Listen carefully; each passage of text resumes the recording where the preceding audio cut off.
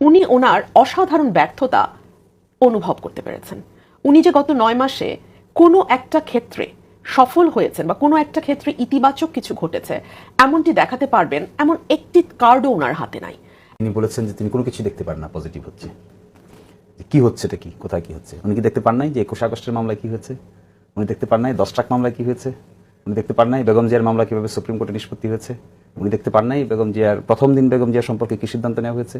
উনি দেখতে পাচ্ছেন না বেগম জিয়া বিদেশে চিকিৎসা নিতে যাচ্ছেন আসতেছেন? কি কারণে হয়েছে এগুলা? Who did this? উনি দেখতে পাচ্ছেন না দেশের রিজার্ভে কি হয়েছে? উনি তাও দেখতে পাচ্ছেন না যে বিদেশে যে পাচারকৃত সম্পদ জব্দ হচ্ছে? উনি এটাও দেখতে পাচ্ছেন না যে বাংলাদেশের সিলেটে সরাসরি ওখান থেকে এখন রপ্তানি হচ্ছে, সরাসরি সিলেট থেকে রপ্তানি হচ্ছে, চিটাগাং থেকে শুরু হতে যাচ্ছে। এবং এই যে ইনস্টিটিউশনাল রিফর্ম কমিশনগুলো রিপোর্ট আসছে, ঐকমত্যের আলোচনা হচ্ছে, সকল দল সেখানে যাচ্ছে।